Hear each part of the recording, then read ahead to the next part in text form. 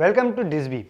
चलिए, हेडिंग तो आपने देख ही ली होगी कि हम यहाँ पे किस लिए आए हैं। हम यहाँ पे आए हैं आपको बताने के लिए कि डिजिटल मार्केटिंग होती क्या है, डिजिटल मार्केटिंग क्यों करना है और डिजिटल मार्केटिंग कैसे करनी है, डिजिटल मार्केटिंग की ग्रोथ क्या है इंडिया में।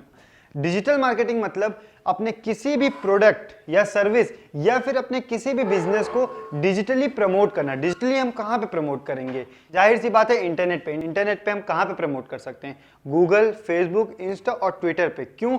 क्योंकि हमारी जो टारगेट ऑडियंस है वो ज़्यादातर ऑनलाइन रहती है, ज़्यादातर इंटरनेट पे रहती है।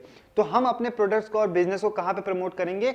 ऑनलाइन, इंटरनेट पे प्रमोट करेंगे और इसी कॉन्सेप्ट को कहते हैं डिजिटल मार्केटिंग। अब बात करते हैं डिजिटल मार्केटिंग करना जरूरी क्यों है। डिजिटल मार्केटिंग करना इसलिए जरूरी है क्योंकि हमारे पास दो तरीके हैं। पहला तरीका तो है ट्रेडिशनल मार्केटिंग, जो कि हम हमेशा से करते आ रहे हैं। ट्रेडिशनल मार्केटिंग क्या है? ट्रेडिशनल मार्केटिंग मतलब है कि हमारे किसी भी बिजनेस या प्रोडक्ट को हम प्रमोट कैसे करते हैं, टेलीविजन पे, न्यूज़पेपर पे या रेडियो पे या फिर उसके पैम्पलेट बंटवा के या फिर बिलबोर्ड्स पे बड़ा सा बैनर लगवा के। अब दूसरा प्लेटफॉर्म हमारे पास है डिजिटल मार्केटिंग, मतलब कि हम उसको ऑनलाइन प्रमोट कर रहे हैं। और डिजिटल मार्केटिंग और ट्रेडिशनल मार्केटिंग में कंपैरिजन करेंगे तो ज़्यादा इफेक्टिव और ज़्यादा बेनिफिशियल हमारे लिए डिजिटल मार्केटिंग रहता है। क्यों? सबसे पहली बात तो अगर हम कोई भी, मान लीजिए हमने 10,000 रुपये के पैम्पलेट छपवा दिए और उसको बांट दिया। अब हमें इस बात का पता नहीं चलेगा कि वो पैम्पलेट्स हमारे टारगेट ऑडियंस तक पहुंचे या नहीं पहुंचे, या फिर जिन लोगों तक हमने वो दिए उन्होंने उसको देखा कि हाथ में लेते ही फाड़ के फेंक दिया।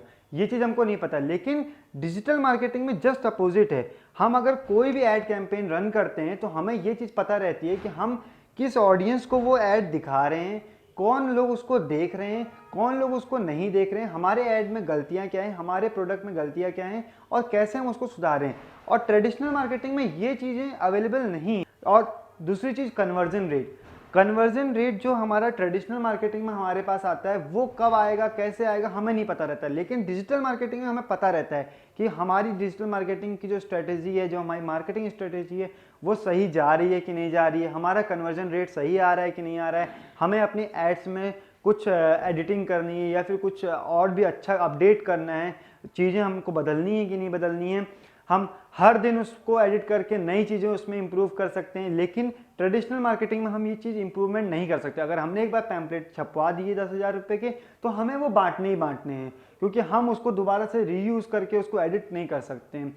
तो एक तरीके से इसमें वेस्ट ऑफ मनी भी होता है, वेस्ट ऑफ टाइम भी होता है। और डिजिटल मार्केटिंग में हम अपना मनी सेव कर सकते हैं, क्योंकि हमने एक दिन जो ऐड रन किया है, मान लीजिए हमारे पास नेगेटिव रिव्यूज़ आते हैं, तो हम क्या करेंगे? उसको एडिट करके तुरंत उसको अपग्रेड करेंगे, लोगों को जो चाहिए वो चीज़ उनको देने की कोशिश करेंगे और उसके क्वालिटी में इंप्रूव करेंगे।